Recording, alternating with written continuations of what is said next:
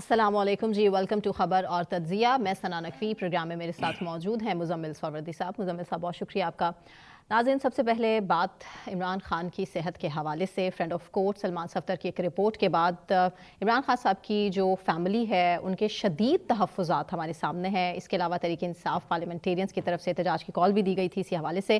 और जो खबरें इस टाइम गर्दिश कर रही हैं मुजम्मिल साहब, डील के हवाले से भी, क्या इमरान खान को कोई डील मिलने वाली है, कोई हॉस्पिटल में उन्हें शिफ्ट किया जाएगा? मोहसिन नकवी साहब की भी इस हवाले से स्टेटमेंट बड़ी इंपॉर्टेंट है। इस तमाम तर सूरत हाल को आप किस तरह देख रहे हैं? आपके सोर्सेज क्या क्लेम कर रहे हैं कि क्या वाकई कोई डील होने वाली है? इमरान खान साहब ने इससे पहले जितनी भी डील्स उनके सामने आई उनको ज़ाहिर है उन ऑफर्स को रिजेक्ट किया, और वो चाहते हैं कि उस तरह की सियासत ना की जाए जो इससे कबल पाकिस्तान में कुछ सियासतदानों ने की। How you will comment? पहली बात तो मैं नहीं समझता कि इमरान खान को कोई डील माजी में ऑफ़र की गई है और उन्होंने रिजेक्ट की है। हाँ, आप नहीं मानते? मैं नहीं समझता कि उन्हें कभी भी कोई डील ऑफ़र की गई है जिसके नतीजे में उन्हें कभी इक़्तिदार ऑफ़र किया गया है, कोई रिहाई ऑफ़र की गई है, या कोई ऐसी खामोश रहने की या ऑफ़र की गई है जो उन्होंने रिजेक्ट की है। उन्होंने हर दफ़ा ज़रूर इस्टेब्लिशमेंट से बात करने के लिए ख़त लिखे हैं, मैंडेट दिए हैं, कोशिश की है कि बारहा कि मेरी बात हो जाए इस्टेब्लिशमेंट से, तो वो नहीं हो सकी है। देखिए, उनकी कोशिशें तो रिकॉर्ड पर मौजूद हैं कि मैं तो पिंडी से बात करूंगा। उनके आर्मी चीफ को खतूत मौजूद हैं जो वो बार बार उन्हें लिखते रहे हैं, और वो ये कि हम सिर्फ पिंडी से बात करेंगे, तो उनकी कोशिशें ज़रूर रिकॉर्ड पर मौजूद हैं। दूसरे फरीक ने हमेशा ये कहा है कि हम बात करने में इंटरेस्टेड नहीं है। अभी हुकूमत से बात करें, वो बार बार कहते हैं हुकूमत से बात करें, और हुकूमत से बात करने के लिए पीटीआई तैयार भी एस्टैब्लिशमेंट की मर्जी से खुलते हैं। तो चलें, अब वो तो माजी की अब बात। सूरत हाल बड़ी इस वक्त तक सूरत हाल ये है कि चीफ जस्टिस पाकिस्तान ने उनके मेडिकल बोर्ड बनाने के अहकामात दिए हैं और उनसे बच्चों से बात कराने के उन्होंने उनके ऑर्डर दिए। लेकिन अभी तक जो मैं देख रहा था, वो जो रिटर्न ऑर्डर हैं वो पीटीआई के बकौल उनको अभी तक नहीं मिले हैं। अभी वो रिटर्न ऑर्डर सुप्रीम कोर्ट से जारी नहीं हुए हैं। जी, अलीमा खानम ने ट्वीट भी किया इस हवाले से। अच्छा, अब मेरा ख्याल है गवर्नमेंट भी उन रिटर्न ऑर्डर्स का इंतज़ार कर रही है ताकि उनको लेटर एंड स्पिरिट में कंप्लाई किया जा सके। उन रिटर्न ऑर्डर्स में वो क्या इंस्ट्रक्शंस देते हैं मेडिकल बोर्ड के हवाले से, उसी के मुताबिक मेडिकल बोर्ड बनाया जा सके। जो इंस्ट्रक्शन, जो ऑर्डर्स हों सुप्रीम कोर्ट के, मेरे ख्याल में इस वक्त जो आपको खामोशी नज़र आ रही है टेक्निकली गवर्नमेंट की साइड से, वो ये है कि गवर्नमेंट भी उन ऑर्डर्स का इंतज़ार कर रही है और पीटीआई भी उन ऑर्डर्स का इंतज़ार कर रही है। मेरे हिसाब से ये ऑर्डर्स आज जारी हो जाने चाहिए थे फ्राइडे। लेकिन डिले आपको नहीं लगता मज़ीद खतरनाक हो सकता है? नहीं, मुझे नहीं लगता डिले आंख की बड़ी बुरी कोई ऐसी बात नहीं। देखें, सलमान सफदर कोई डॉक्टर नहीं है। नहीं, उन्होंने आंखों देखा हाल बताया, किसी को भी कहीं पे भी तकलीफ हो तो बर्दाश्त तो किसी की आंख भी रेड होने का मतलब ये नहीं है कि वो 85% ज़ाया हो गई है। साबिक वज़ीर-ए-आज़म, एक मिनट, बेशक सब इंसान कानून की नज़र में बराबर हैं, पहली बात। दूसरी बात यह है कि मैं नहीं समझता कि अगर उनकी आंख इतनी सीरियस हो तो गवर्नमेंट जो है वो कोई कोताही कर रही होगी। मैं अब भी ये बिलीव करता हूँ। मैं ये समझता हूँ कि उन्होंने रिपोर्ट में मेंशन किया है कि वो कितने महीने से कह रहे थे तकलीफ है आंख की, तो ड्रॉप्स दे दिए गए और कहा कि इससे ट्रीट करते रहे आप। देखें, आप वन साइडेड वर्शन बयान कर रही हैं। Other side of the version ये है कि दिसंबर में तकलीफ़ हुई, उनका इलाज किया गया, उनका पिम्स में ट्रीटमेंट किया गया। देखें, अब एक मेडिकल बोर्ड बन लेने दें। मुझे और आपको किसी सियासी जमात का ना हुकूमत का बयानिया चलाने की ज़रूरत है, ना पीटीआई का बयानिया चलाने की ज़रूरत है। इंसानियत की बात तो हम कर सकते हैं ना? नहीं, मेडिकल बोर्ड बन जाए, मेरा ये ज़ाती तौर पर ख्याल कि मेडिकल बोर्ड बनेगा, उसके नतीजे में एग्जैक्ट चीज़ सामने आ जाएगी। क्योंकि बीमारी पर वाकई सियासत नहीं हो सकती। राना सनाउल्लाह साहब भी कह रहे हैं। अच्छा, नहीं, वो बिल्कुल ठीक कह रहे हैं। बीमारी पर सियासत दोनों तरफ नहीं हो सकती ना, पीटीआई भी नहीं कर सकती, दोनों तरफ नहीं कर सकते ना आप। ये सिर्फ एक पार्टी की जिम्मेदारी तो नहीं है बीमारी पर सियासत करना। दोनों फ्री कैंड के, एक को इजाजत है दूसरे को इजाजत नहीं है, ये तो नहीं हो सकता। तकलीफ में है ना वो, जाहिर है तो फैमिली को परेशान होगी। नहीं, वो महमूद खान अचकज़ई ने पहले दिन बिल्कुल ठीक कहा था, वो स्टेट कस्टडी में है और स्टेट की रिस्पॉन्सिबिलिटी है। वो पीटीआई की कस्टडी ऑन नहीं करती उनकी स्टेटमेंट को पीटीआई। ये मुझे नहीं पता ऑन करती है या नहीं करती है। रात उनके इशाइये में तो बैठ के उन्होंने ऐलान किया सारा कुछ। अब देखें ना, जब मुश्किल सूरत हाल है तो महमूद खान अचकज़ई, और जब मज़े की सूरत हाल है लेकिन करंट सिचुएशन ये है कि सुप्रीम कोर्ट का ऑर्डर अभी तक नहीं आया। इसी वजह से मेरे ख्याल में गवर्नमेंट ने कोई स्टेप नहीं उठाया, वरना आज मेडिकल बोर्ड बन जाना चाहिए था और उसको खान साहब का मुआयना कर लेना क्या चाहिए। कोई मुशावरत हो रही है या कुछ और डिसाइड किया जा रहा है, हॉस्पिटल मुंतकिल किया जाएगा क्या? नहीं, देखिए चीफ जस्टिस के ऑर्डर का इंतज़ार हो रहा है कि उसमें क्या इंस्ट्रक्शन है। वो ऑर्डर आज रात जारी हो जाए, कल सैटरडे को जारी हो जाए, मंडे को जारी हो। अब देखें ना, चीफ जस्टिस ने भी 16 तारीख तक कहा है कि सब कुछ करें। अगर 16 तारीख तक कहा है तो उन्हें आज ऑर्डर जारी कर देना क्योंकि चाहिए। इंजेक्शन लगेगा ना। अच्छा, ठीक है ना। अब मेरा ख्याल है कि कल ऑर्डर जारी हो जाएगा, सैटरडे वाले दिन सुप्रीम कोर्ट उसको अपनी वेबसाइट पर जारी कर देगा। एक तो ये सूरत हाल है। दूसरी हम बात कर लेते हैं कि उसके बाद पीटीआई का रिस्पॉन्स सलमान सफदर की रिपोर्ट के बाद, जो पीटीआई का सोशल मीडिया है वो तो ये चाहता है कि इसके बाद इस्लामाबाद पर लॉन्ग मार्च किया जाए। मुराद सईद साहब का जो वीडियो पैगाम, ऑडियो पैगाम है वो ये है, इस्लामाबाद पर लॉन्ग मार्च किया जाए, पार्लियामेंट से इस्तीफे दे दिए जाएं, और उसके साथ साथ वो कहते हैं फाइनल कॉल दे दें। अब सूरत हाल ये है कि ये तो है पीटीआई का सोशल मीडिया जो अपनी पीटीआई से ये डिमांड कर रहा है कि हमारी जो लीडरशिप है वो 3 काम करे। एक, पार्लियामेंट से फ़ौरन इस्तीफे दे दे, एक इस्लामाबाद की तरफ लॉन्ग मार्च का ऐलान कर दे, और एक केपी को मुकम्मल तौर पर बंद कर दे। ये 3 डिमांड्स हैं जो पीटीआई के सोशल मीडिया की जानिब से पीटीआई को की जा रही हैं। अवाम की नजरें भी टिकी हैं। नहीं, और अवाम पर मैं बाद में बात करता हूँ। ये पीटीआई के सोशल मीडिया की डिमांड्स हैं जो सामने आई हैं। लेकिन शाम को पीटीआई ने इन तीनों डिमांड्स के मुताबिक फ़ैसला नहीं किया।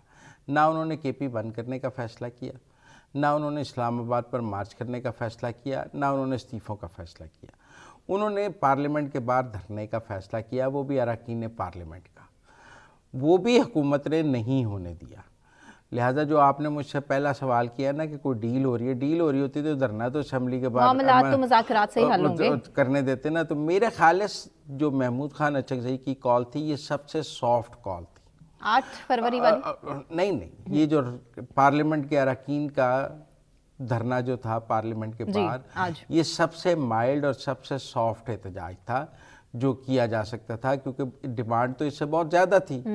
लेकिन पीटीआई ने या महमूद खान अचकज़ई ने सबसे नरम एहतजाज की कॉल दी मेरे मुताबिक कि अरकान पार्लियामेंट जो हैं वो असेंबली के बाहर पार्लियामेंट के बाहर धरना दें।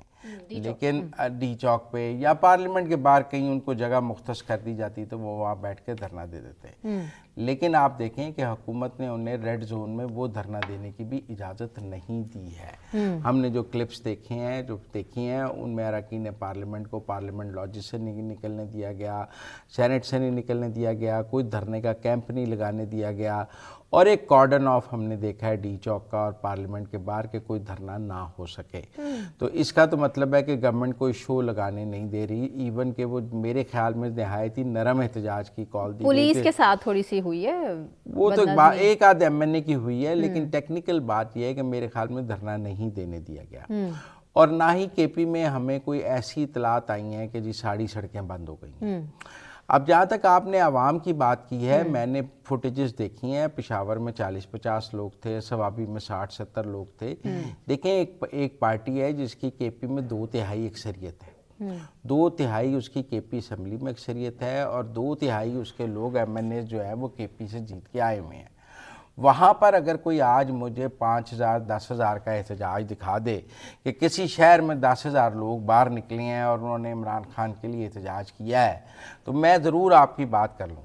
और अगर वो केपी में भी एहतजाज करने की पोजीशन में नहीं रहे, और आप अगर पेशावर में भी 40 लोग थे जो खड़े होकर नारेबाजी कर रहे थे, तो फिर यकीनन पीटीआई की मुज़ाहमती सियासत पर ज़रूर सवाल उठता है कि हम लोग पीटीआई से ओवर एक्सपेक्ट करते हैं जब हम उन्हें कहते हैं कि जी आप इस्लामाबाद पर चढ़ाई करते हैं। शायद अब पीटीआई की इतनी कैपेसिटी नहीं रही कि वो इस किस्म की कोई बड़ी मुज़ाहमती सियासत कर सके या कॉल दे सके। इसीलिए हमें 8 फरवरी की कॉल भी नाकाम नज़र आई, इसीलिए आज की जो कॉल थी वो भी काफ़ी हद तक नाकाम। चलें, हुकूमत इसमें कामयाब हुई। अभी हुकूमत से अच्छा कैसे डील करेगी इमरान खान साहब की देखिए ना, आप बात को गलत करती है ना। केपी में हुकूमत ने कैसे एहतजाज नाकाम किया? केपी में तो वक्तन फवक्तन जलसे भी हो रहे हैं, जुलूस भी आज हो रहे हैं, एहतजाज भी हो इमरान रहे खान की हैं। केपी से ही चढ़ाइयां हुई है ना इस्लामाबाद के ऊपर। नहीं, इमरान खान की आंख का मामला था, है सोहेल अफरीदी साहब ने कहा कि केपी की पुलिस आपको कोई नहीं रोकेगी, आप अपना एहतजाज का हक इस्तेमाल करें। कल उन्होंने कहा ना तो आज केपी में कितने लोग निकले? पुलिस का तो कोई खौफ नहीं है ना केपी में।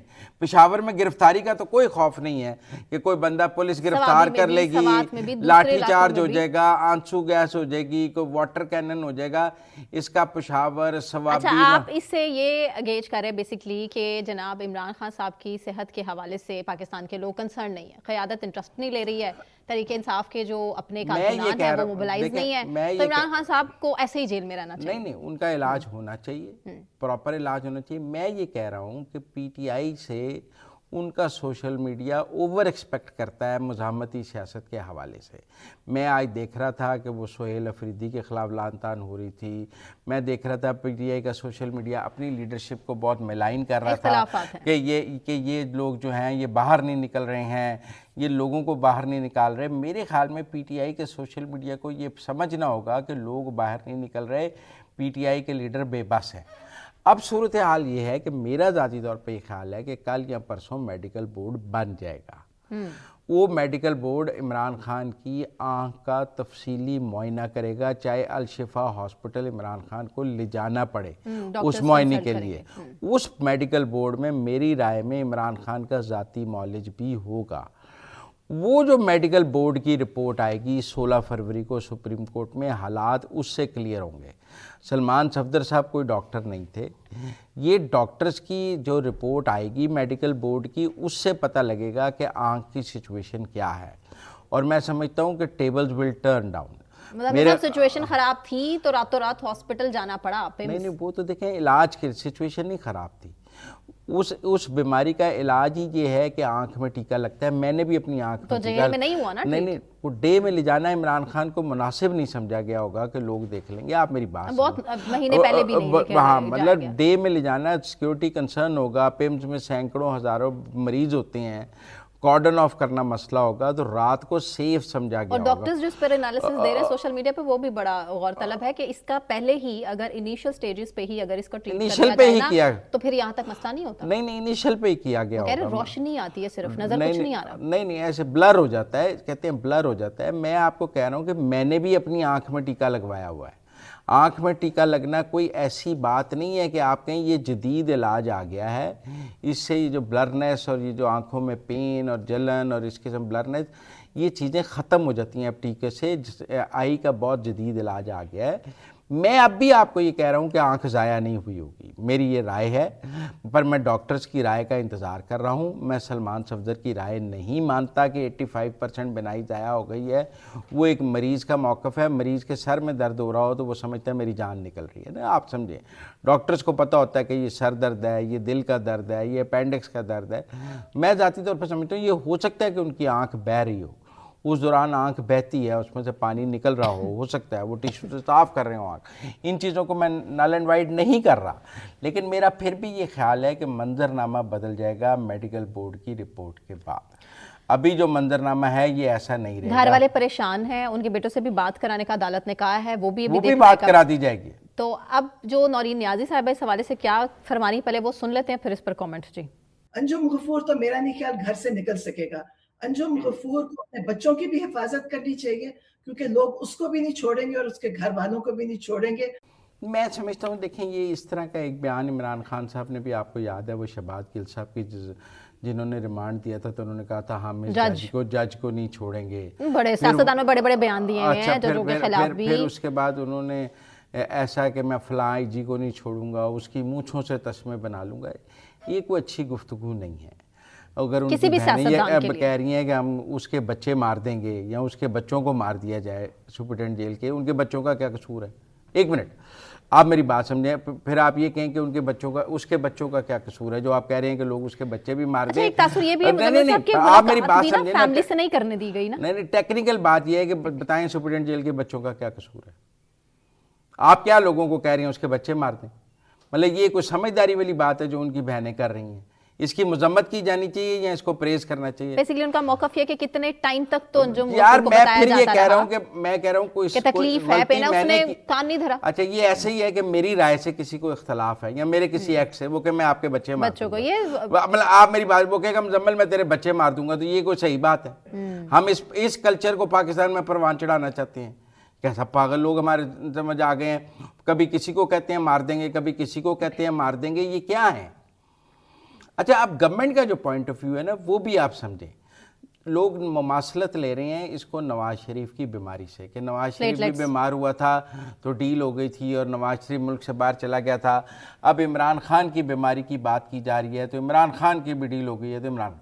मैं ये कहता हूँ आप फर्क समझें। क्या नवाज शरीफ बीमार था, ये बात पीटीआई की गवर्नमेंट कह रही थी, ये बात डॉक्टर यास्मीन राशिद कह रही थी, ये बात इमरान खान कह रहे थे कि मैंने चेक किया वो बहुत बीमार है, ये बात मार्जिन तो दिया ना। अच्छा एक मिनट, पीटीआई के गवर्नमेंट कह रही थी। पहली बात आप ये समझे कि गवर्नमेंट ये बात ओन कर रही थी कि नवाज शरीफ बीमार है। जी। गवर्नमेंट ने सर्विसेज हॉस्पिटल में एक मेडिकल बोर्ड बनाया सरकारी डॉक्टर्स का, जिसने कहा वो बहुत बीमार हैं और इनको बाहर जाना चाहिए। टेक्निकल बात आप ये समझे, आज गवर्नमेंट नहीं कह रही कि इमरान खान बहुत बीमार है, वो कह रहे हैं कि वो बीमार भी नहीं है, उनकी बीमारी पर सियासत भी ना की जाए, कोई डील भी नहीं मिल सकती है, वो बाहर भी नहीं आ रहे और हॉस्पिटल भी अभी सोचेंगे कि क्या मतलब। लेकिन मैं टेक्निकल क्या कहा है तारिक फजल चौधरी साहब ने, चले सुन लेते हैं जी। 2 दिसंबर को जब इमरान खान को विजिट किया तो उसके बाद उन्होंने आंख की तकलीफ का जिक्र नहीं किया। उन्होंने कहा अल्हम्दुलिल्लाह उनकी सेहत बहुत बेहतर है। उसके बाद 9 दिसंबर में उनका मेडिकल बोर्ड होता है, 20 दिसंबर को तोशाखाना का फैसला होता है। आपको किसी जगह के ऊपर ये कंप्लेंट नजर नहीं आती। इसलिए ये जो बात कही जा रही है कि अक्टूबर से उनकी आंख में तकलीफ थी, ये बात हकायक के मुनाफी है। इसके ऊपर सियासत ना की जाए, फैक्ट्स पे बात की जाए।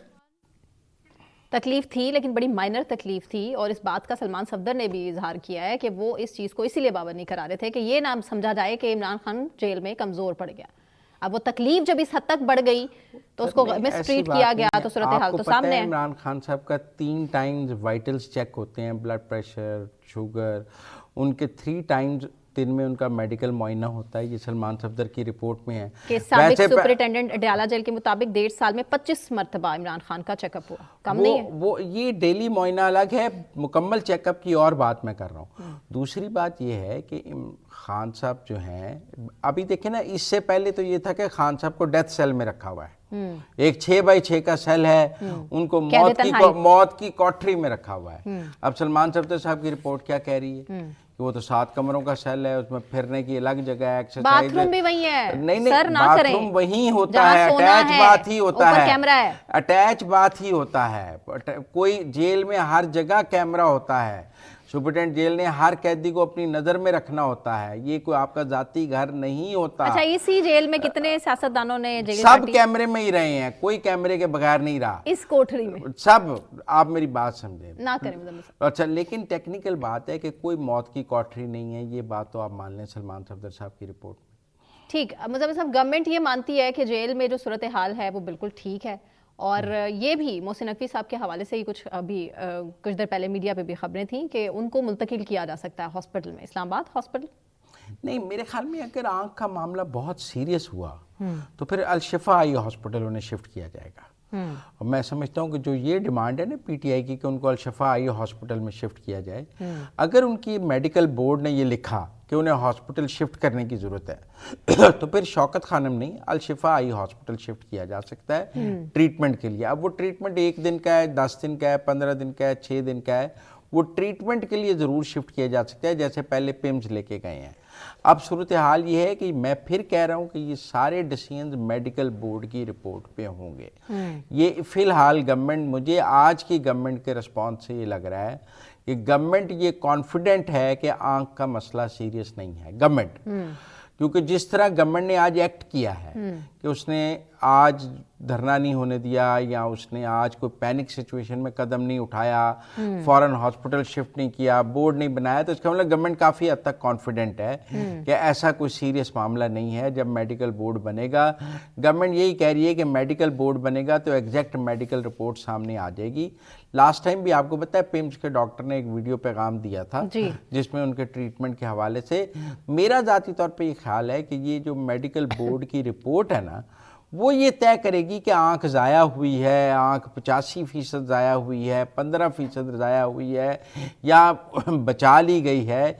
ये बात मेडिकल बोर्ड तय करेगा, ये किसी सलमान सफदर की रिपोर्ट पे भी नहीं तय हो सकता, ये चीफ जस्टिस के ऑर्डर पे भी तय नहीं हो सकता, ये हुकूमत के कहने से भी तय नहीं हो सकता। अगर हमें कोई हुकूमत का वजीर आके कहे जी आंख बिल्कुल ठीक है, हम नहीं मानते, हम पीटीआई कहती है ज़ाया हो गई, हम नहीं मानते। चीफ जस्टिस कुछ कहे, हम नहीं मानते। Let the medical board decide. जब अब चीफ जस्टिस ने ऑर्डर दे दिया, उन्हें आज कल ही अपना ऑर्डर जारी कर देना चाहिए था। मेरा ज़ाती तौर पर ख्याल है कि इतना अवामी अहमियत का केस अगर उन्होंने सुन लिया है और उन्होंने उसमें जुडिशल एक्टिविज्म भी दिखाकर फ्रेंड ऑफ कोर्ट बनाया है, जो जिसकी उस केस में उनसे प्ली भी नहीं की गई थी, मांगा भी नहीं गया था, और उस फ्रेंड ऑफ कोर्ट की रिपोर्ट के ऊपर उन्होंने ऑर्डर्स भी जारी किए हैं, तो फिर उन्हें अपना शॉर्ट ऑर्डर कल जारी कर देना चाहिए था, ताकि पाकिस्तान में सियासी इंतशार या सियासी अदम इस्तेकाम ना पैदा होता। मजीद इसमें बात करने की गुंजाइश ना मेरे ख्याल में अगर उनका ऑर्डर कल बर वक्त जारी हो जाता तो मुल्क में कम सियासी अदम इस्तेकाम और कम जो है वो इंस्टेबिलिटी आती, चीज़ें अपने, आज मेडिकल बोर्ड बन जाता, चीज़ें अपने ड्यू कोर्स में चलने लग जाती। तहरीक इंसाफ एहतजाज की तरफ ना जाती, नहीं, वो तो फिर भी जाती, वो फिर भी जाती, लेकिन फिर भी चीज़ें अपने ड्यू कोर्स में चलती रही। मैं नहीं समझता, पीटीआई पे तो अपने सोशल मीडिया का प्रेशर है, मैं नहीं समझता पीटीआई एहतजाज करना चाहती है। उनको पता है लोग हमारे साथ बाहर निकलने को अब तैयार नहीं। अब पाकिस्तान केपी की अवाम भी हमारे लिए बाहर निकलने को तैयार नहीं है। पंजाब की तो बहुत दूर की बात है, सिंध की तो बहुत दूर की बात है। आज देखें ना, कोई कराची में लोग निकले, कोई लाहौर में लोग निकले। मैं कोई ये नहीं कह रहा कि इसके नतीजे में इमरान खान का इलाज नहीं होना चाहिए। उनका इलाज तो हर उस लावारिस बंदे का भी पाकिस्तान में होना चाहिए जो पाकिस्तान का शहरी है। लेकिन मैं ये कह रहा हूँ कि जो आप अवामी एहतजाज के सर पे हुकूमत को दबाव में लाने की कोशिश कर रहे थे, वो आज नहीं हो सका है। वो लोग, कोई हज़ारों लोग डी चौक की तरफ इस्लामाबाद में नहीं चल पड़े। लेकिन इस्लामाबाद की अपनी आबादी भी लाखों की है। पिंडी में लोग अडियाला की तरफ नहीं चल पड़े, लाहौर में लोग माल रोड की तरफ नहीं चल पड़े। चंद वकील ज़रूर जीपीओ चौक में इंसाफ लॉयर्स वाले मौजूद थे लाहौर, थोड़े 50-50, 100 लोगों ने ज़रूर एहतजाज किया है, लेकिन कहीं हज़ारों लोग पाकिस्तान में सड़कों पर नज़र नहीं आए हैं। ठीक है मुज़म्मिल साहब, ब्रेक लेते हैं। ब्रेक से वापस आने के बाद बांग्लादेश के इंतखाबात को डिस्कस करेंगे। हमारे साथ रहिए।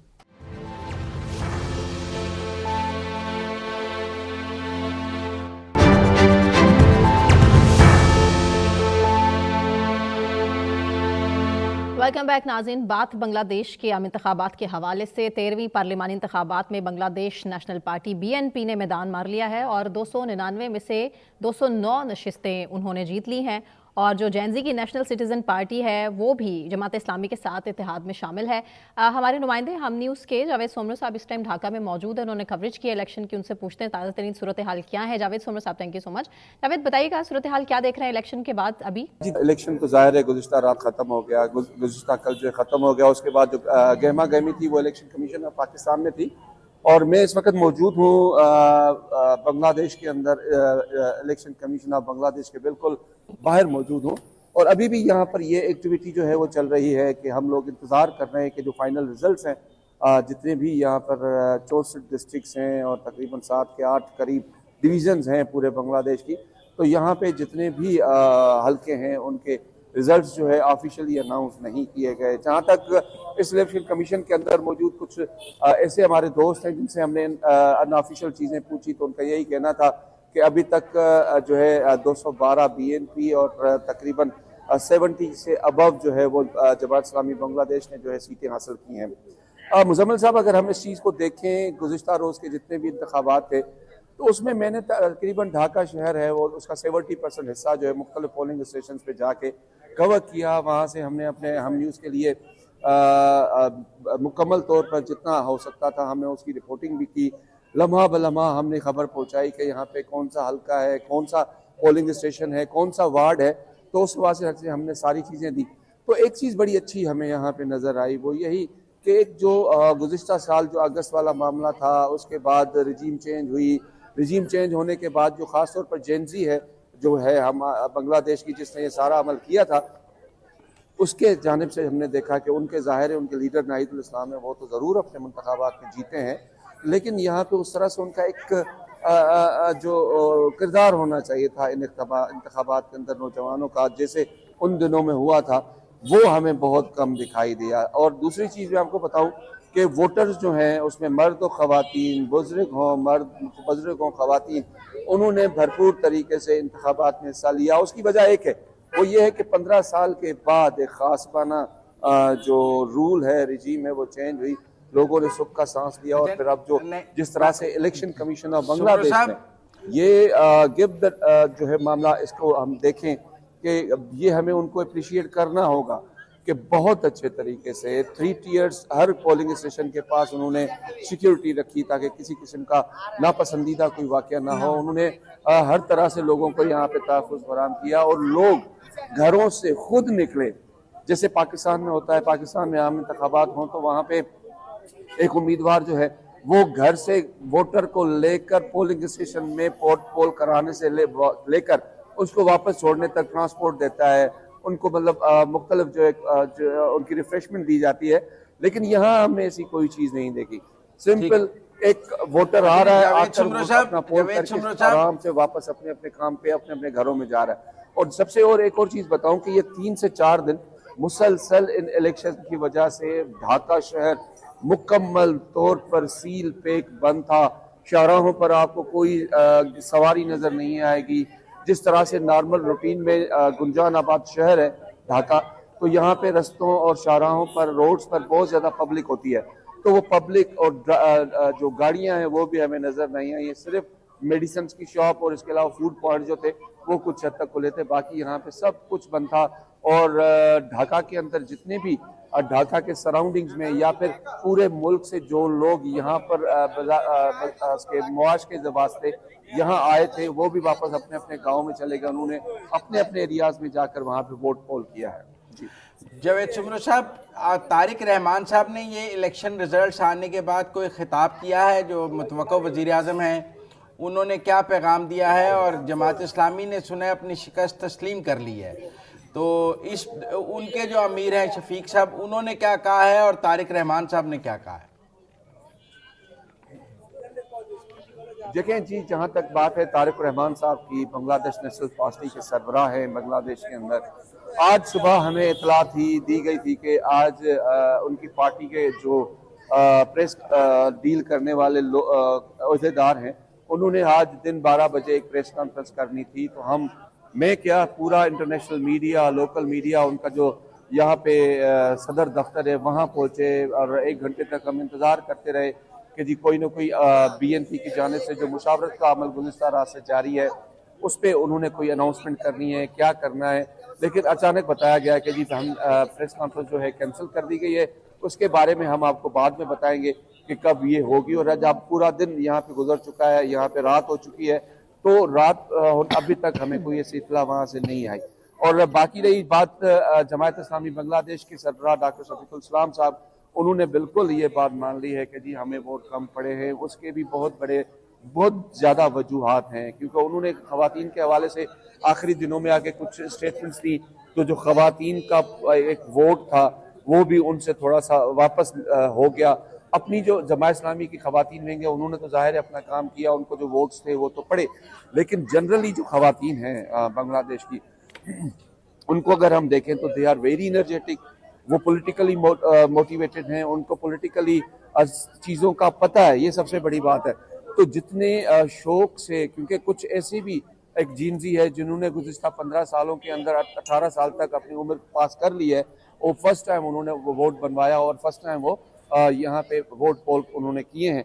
तो बहुत बड़ा फ़र्क है, 12 करोड़ 70 लाख वोटर्स जो हैं उन्होंने यहाँ पे वोट कास्ट किया है। और जो अभी तक की सूरत हाल है उसमें यही है कि टर्न आउट जो है 60 to 70 के दरमियान % के दरमियान जो है वो टर्न आउट है, और ये बहुत बड़ा टर्न आउट है। और उसकी वजह सिर्फ यही है कि जेनजी ने जो गुज़िश्ता साल किया, उसके बाद वो 15 साल का जो गास्पाना रजीम था उसके खात्मे के बाद लोगों ने सबका सांस लिया, और ये चाहते हैं कि ठीक है जेनजी उस तरह से जितनी भी उनके उम्मीदवार थे उस तरह से कामयाब नहीं हुए, ना ही जमात इस्लामी का चूँकि उनके साथ इत्तेहाद था वो भी उस तरह से कामयाब नहीं हुए। लेकिन एक वजह ज़रूर है जो हमने यहाँ पर मुकामी जर्नलिस्ट हैं, मुकामी जो कुछ लोग जिनके साथ हमारा वास्ता पुराना भी है, जिन मतलब दानिश्वर कहते हैं आप उन लोगों को, उन लोगों के साथ भी हमने यहाँ पे गुफ्तगू की है, गुफ्तगू शनुईद की है। तो यहाँ पे एक चीज़ उनके साथ, और हमने भी ये फील किया कि यहाँ के लोग आज भी ये चाहते हैं कि जो मुल्क की भाग दौड़ है वो सीनियर्स के हाथ में होनी चाहिए, सीनियर पॉलिटिशियंस के हाथ में होनी चाहिए, ताकि अब मुल्क को महफूज बनाया जा सके, मुल्क की मुआशी तरीके से मुआशी तरह उसको मजीद मजबूत किया जा सके। तो ये सेंटीमेंट्स हैं, पब्लिक सेंटीमेंट्स हैं, और इस वजह से, और ऊपर से जो बेगम खालदा ज़िया के हमने हालिया रहलत फरमाई है इस दुनिया से, तो वो भी एक सेंटीमेंट का वोट जो है वो BNP को पड़ा है। तारिक रहमान जो है बजाते खुद एक पढ़े लिखे जो है नौजवान है, उन्होंने उनको चीज़ों का पता है, उनको समझ है। तो ये सारी चीज़ें एक फैक्टर्स है जो टोटली कन्वर्ट हुए बीएनपी की तरफ।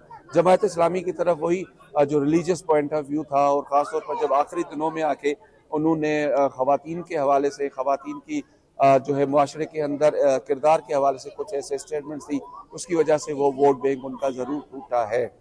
जावेद, अवामी लीग की कोई प्रेजेंस नज़र आई है इस इलेक्शन के दौरान? उन्होंने बाइकाट किया हुआ था, कोई अवामी लीग की कोई प्रेजेंस, कोई उनका नुमाइंदा, कोई चीज़, उनकी प्रेस कॉन्फ्रेंस, कोई अवामी लीग की कोई चीज़ नज़र आई है आपको? देखिए मुजम्मिल साहब, मैं कल एक हलके में गया जो यहाँ का वार्ड 13 है, उसके अंदर जहाँ पे पहले अवामी लीग से ताल्लुक़ रखने वाले हमारे फिल्म इंडस्ट्री के मशहूर जो एक्टर थे फिरदौस, वहाँ से वो रुकने पार्लियामेंट बांग्लादेश थे। उस हलके में जाकर हमने उनके बारे में लोगों से पूछा, तो उनका कहना यही था कि अवामी लीग चूँकि इस वक्त बिल्कुल ही वाइप आउट हुई है, वो बिल्कुल उन पर बैन हो चुका है, तो उनकी तरफ से बेशक ऐलान किया गया हो कि वो बाइकआउट कर रहे हैं इन इंतखाबात का, उनकी तरफ से इल्ज़ामात भी लगाए जा रहे हैं। लेकिन यहाँ पे हमें ना ही कोई ऐसा सच बैनर नज़र आया, ना ही उनके तरफ से उनके जो वर्कर्स हैं हमें किसी शाहराह पे, किसी गली में, किसी नुक्कड़ पे, किसी छोटी सी शाहराह पर जो अंदर डाउनटाउन है उसके अंदर हमें कोई ऐसी चीज़ नज़र नहीं आई। तो इसमें मैं ये बिल्कुल ये कह सकता हूँ कि अवामी लीग जो है वो मुकम्मल तौर पर इन इंतखाबात से मुकम्मल उनका समझ लें कि उन्होंने हिस्सा ही नहीं लिया, वो वाइप आउट ही टोटली। जी, अब कब नए वजीर आज़म हलफ उठाएंगे? क्या बताया जा रहा है कि नए वजीर आज़म का हलफ कब होगा, नई हुकूमत कब तक बन जाएगी? मुजम्मिल साहब, इस हवाले से हमने इलेक्शन कमीशन के हुक्काम और जो बांग्लादेश का कॉन्स्टिट्यूशन है उसको हम अगर देखें तो उनकी बातों को और उनके मौक़िफ़ को अगर सुने हुक्काम के, तो उनका यही कहना है कि जब फाइनल रिजल्ट अनाउंस होंगे तो उसके बाद जाहिर है फॉर्मेशन ऑफ द गवर्नमेंट वो होगी। लेकिन एक चीज़ है जो अभी कुछ दोस्तों से डिस्कस हुआ, क्योंकि इस वक्त ना कोई स्पीकर है, ना कोई डिप्टी स्पीकर है जो आने वाली पार्लियामेंट को उससे हलफ ले और फिर खुद चला जाए, तो वो एक निज़ाम यहाँ पे नहीं है। जो यहाँ की पार्लियामेंट है, जिसे जातिया सबंध जो कहा जाता है, उसके अंदर उसको बिल्कुल ही यहाँ वहाँ सिर्फ सिक्योरिटी एहलकार मौजूद हैं। हमने आज वहाँ विजिट किया, वहाँ पे देखा सिर्फ सिक्योरिटी एहलकार मौजूद हैं। तो अभी सिर्फ ये देखा जा रहा है कि अगर फॉर्मेशन होती है गवर्नमेंट की तो कौन तमाम अराकीन से हलफ लेगा। तो इस हवाले से यहाँ पे जो कानूनी माहिरीन है, मेरी उनसे भी बात ही, वो यही कह रहे हैं कि फिर यही होगा कि चीफ इलेक्शन कमिश्नर जो हैं इस वक्त नासिरुद्दीन साहब, वो उन तमाम लोगों से हलफ लेंगे और स्पीकर की जो है इलेक्शन यहाँ पे करवाएंगे, और उसके बाद वो सीट स्पीकर की छोड़ के चले जाएंगे। उसके बाद जो है डिप्टी स्पीकर का इंतखाब होगा, उसके बाद जो वज़ीर आज़म का इंतखाब होगा। तो ये तर्ज़ अमल है, ये तरीक़ाकार है, इस तरीके से जाके ये हुकूमत बनेगी। और हुकूमत बनने में भी लग यही रहा है कि 7 से 8 दिन शायद और लगेंगे, क्योंकि बीएनपी अभी भी मुशावरत में है। मुशावरत के बाद जाहिर है उन्होंने कोई फैसला करना है और वो ओपनली अनाउंस भी करेंगे। ये 2/3 तो मिल गई है बीएनपी को, 2/3 अक्सरियत के साथ एक मजबूत हुकूमत आ रही है। तो अब कहा जा रहा है कि वहाँ काफ़ी आइनी तरमीम भी एजेंडे पर हैं, काफ़ी आइन में तब्दीली होनी है, इस हवाले से कोई बात हो रही है? जी देखें, कल के इंतखाबात में हमें 2 बैलेट पेपर हर वोटर को दिए गए थे। एक इंतखाबात में अपना उम्मीदवार के चुनाव का, दूसरा रेफरेंडम का। रेफरेंडम के अंदर जो इस्लाहात की बात की गई है, वो इस्लाहात जो है उनके ऊपर हर वोटर ने अपनी अपनी चॉइस के मुताबिक टिक किया है। जाहिर है अभी उन वोट्स को, उन रेफरेंडम की जो पर्चियां हैं, उनको जो हमारी इतलात हैं इलेक्शन कमीशन हुकाम के मुताबिक, वो अभी तक काउंट नहीं की गई। उनको अलग बैलेट बॉक्सेस के अंदर रखा गया है ताकि बाद में जब ये सारा अमल हुकूमत का हो जाए, उसके बाद उसकी काउंटिंग करके उस पर अनाउंस कर दिया जाएगा कि अब क्या हुकूमत को करना चाहिए। बेसिकली वो पर्ची जो है, वो रिसिप्ट जो है इलेक्शन के दिन दी गई, वही अब इस मुल्क की मुस्लिमत का फैसला करेगी कि इस मुल्क के अवाम उस पर्ची के अंदर अपनी अपनी क्या राय दी है, वो क्या चाहते हैं, किस तरह से वो इस मुल्क को आगे ले जाना चाहते हैं। जहाँ तक बात रही बीएनपी के सरबराह तारिकुर रहमान की, तो तारिकुर रहमान भी बहुत ज़्यादा इस मामले में, हमने उनसे जो चलते हुए कहीं तो थोड़ी चिटचैट हुई, तो उनका यही कहना था कि हमारी कोशिश होगी कि बांग्लादेश को महफूज तरीन मुल्क बनाएं, अपने पड़ोसियों के साथ अच्छे रिलेशंस रखें। हम चाहते हैं कि दुनिया में हमारी जो मुआशी दुनिया के अंदर मुआशी हमारी पोजीशन है उसको मज़ीद मुस्तहकम किया जाए। ये आपको सेंटिमेंट एंटी इंडिया सेंटिमेंट नजर आया है इलेक्शन में कोई के नहीं के लोग इंडिया के हवाले से कोई जज्बाती थे या नहीं? बहुत बहुत बहुत बहुत ज़्यादा जज्बातियत नज़र आई है इस मामले में। इसे समझ लें अगर 100 में से हम अगर बात करें तो 90% लोग ऐसे थे जिन्होंने गुज़िश्ता रिजीम में इंडिया के किरदार को सख्त तनकीद का निशाना बनाया। उनका ये लोगों का कहना था, लोगों का बल्कि मैं ये कह दूँगा मौक़िफ़ ये था कि उनकी इंटरवेंशन की वजह से हमारे मुल्क को बहुत ज़्यादा नुकसान हुआ। हमारी हुकूमत उस वक़्त की जो रिजीम थी उनके पैरों में उनके पहलू में जाकर बैठ चुकी थी। तो ज़ाहिर है यहाँ का अवाम जो बांग्लादेश का पॉलिटिकल मोटिवेटेड लोग हैं उनको फिर जिस तरह से गासबाना रूल किया गया शेख हसीना वाजिद की जानिब से वो यहाँ पे बर्दाश्त नहीं हुआ। तो उसका रिजल्ट हमने गुज़िश्ता साल जेनजी की वो रेवोल्यूशनरी जो मूव थी उसके ज़रिए हमने देखा कि क्या कुछ यहाँ नहीं हुआ। और एक रजीम चेंज के बाद अब यहाँ पे हम ये नहीं कह सकते कि ये कोई इलेक्शन जो हैं वो रिग्ड हैं। हाँ अलबत्ता छोटे छोटे इंसिडेंट्स होते हैं, जैसे अब किसी पोलिंग स्टेशन के ऊपर जो है पोलिंग स्टेशन के ऊपर अगर लड़ाई झगड़ा हो किसी दो बंदों के दरमियान, दो वोटर्स के दरमियान, बाकी कोई बड़ा ऐसा इंसिडेंट जो है वो ना हुआ। आपको लगता है कि जो बांग्लादेश पाकिस्तान के लिए क्या सेंटिमेंट थे इस इलेक्शन में? Very much positive sir, very much positive. लोग यहाँ पे मतलब मैं हूँ ना, जिसको भी मैं मिला हूँ यहाँ पे कि जी मैं पाकिस्तान से ताल्लुक़ रखता हूँ, तो उन्होंने मुझे बड़ी मोहब्बत, प्यार, इज्जत हमें दी। यहाँ तक कि अगर हम कहीं चाय पीने बैठ गए तो फिर कोई बीपर के लिए कॉल आ गई या हमें लाइव खड़ा होना पड़ गया तो लोगों ने हमसे पैसे भी नहीं दिए। बाकी लोग जिन को पता लगा, जिन्होंने ये हम न्यूज़ का जो माइक है या लोगो है वो देखा, वो उस पर भी बहुत ज़्यादा खुश नज़र आए।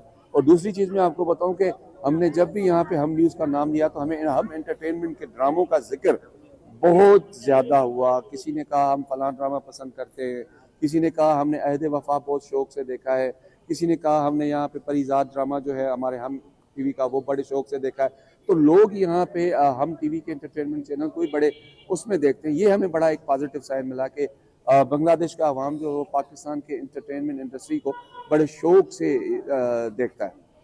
आपको लगता है कि बांग्लादेश की जो जेन ज़ी है वो नई हुकूमत के साथ चल जाएगी और नई हुकूमत और जेन ज़ी का आपस में मेल मिलाप ठीक चल जाएगा?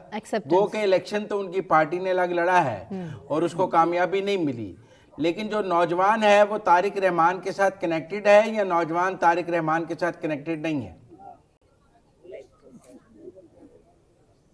देखें ये कहना कुछ कबल अज़ वक्त है।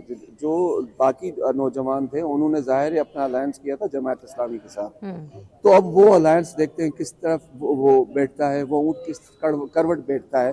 लेकिन इस वक्त ज़्यादा अक्सरियत BNP रहनुमा को है तो उसको मेरे ख्याल से ज़रूरत नहीं है। लेकिन जो उनकी पॉजिटिव सोच है मुल्क बांग्लादेश के लिए वो बहुत अच्छी है। हो सकता है वो इन तमाम लोगों को साथ लेकर चले, हो सकता है जो अपोजिशन वो अपनी बरकरार रखे ताकि वो अपना अपोजिशन जो है उनका एहतसाब कर सके, उनके गलत फैसलों पर उनसे क्वेश्चन मार्क कर दे सके। तो ये चीज़ें अभी कहना कुछ कबल अज़ वक्त है कि क्या होगा, किस तरह से होगा, तो लेट्स सी अब क्या होता है। लेकिन यह है कि जिस तरह की सोच हमारे नौजवान जो यहाँ पे हुक्मरान हैं उनकी है और जिस तरह से BNP के नौजवान रहनुमा की सोच है उसमें कहीं ना कहीं मुमासलत है। हो सकता है आगे जाके ये कहीं किसी मोड़ पे हुकूमत के अंदर मुल्क की मुफाद की खातिर जाके कहीं इकट्ठे बैठ जाएं या फिर सारा अपोजिशन इनको फुल सपोर्ट करे और इनसे पूछे कि जी आप क्या कर रहे हैं, किस तरह से कर रहे हैं। कोई जश्न फतह मनाया है BNP ने? आपको सड़कों पे जश्न नजर आया है? लोग BNP की फतह का जश्न मना रहे हैं आज? नहीं, अभी तक हमें ऐसे उस तरह से चीज़ नज़र नहीं आई। हाँ अलबत्ता उनके घर के बाहर और उनके दफ्तर के बाहर लोग उनके वर्कर्स मौजूद हैं। अब सिर्फ फाइनल अनाउंसमेंट का इंतज़ार है कि फ़ाइनल अनाउंसमेंट किस वक्त होती है और उसके बाद देखते हैं कि जो खुशियों के शादियाने हैं वो यहाँ पे किस तरह से मनाए जाते हैं, खुशियाँ किस तरह से मनाई जाती हैं। चुमरो अपना ख्याल रखें ढाका में। बहुत शुक्रिया हमारे साथ बात करने का। ब्रेक लेते हैं, ब्रेक से वापस आने के बाद कंटिन्यू करेंगे हमारे साथ।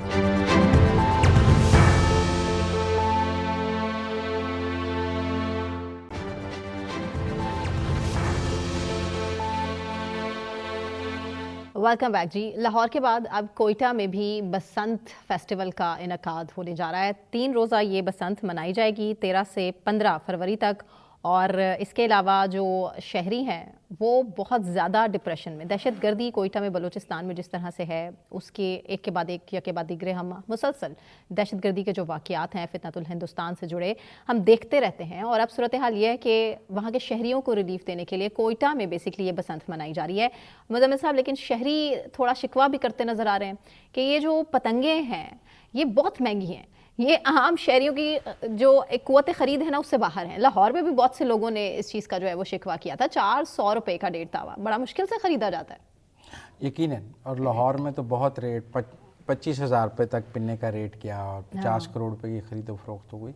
लेकिन लाहौर की कामयाब बसंत के बाद कराची के मेयर मुर्जा वहाब ने कहा हम कराची में भी बसंत मनाएंगे। और ये अच्छी बात है कि कोयटा में भी बसंत मनाई जा रही है। लेकिन दहशतगर्दों का क्या एम है? उनका एम है खौफ की फ़ज़ा कायम करना। उनका एम है कि लोगों को रोज़मर्रा ज़िंदगी में रोकना, डेली लाइफ। हुकूमत का काम है कि रोज़मर्रा की ज़िंदगी चले, लोग खुश रहें, खौफ की बुत तोड़े जाएं। मेरे ख्याल में बसंत का जो फेस्टिवल है ये दहशतगर्दों की दहशतगर्दी के खौफ को शिकस्त देने का एक अच्छा टूल है। और गुड्डी लोग पूरे पाकिस्तान में उड़ाना चाहते हैं। मैं आपको बताऊँ, इस बार तो बड़ी पाबंदी सी लाहौर से बाहर से पतंग और डोर आने पर, वरना लोगों को केपी से डोर और पतंग मिल रही थी लाहौर के लिए। लेकिन यहाँ वो QR कोड वाला मसला था।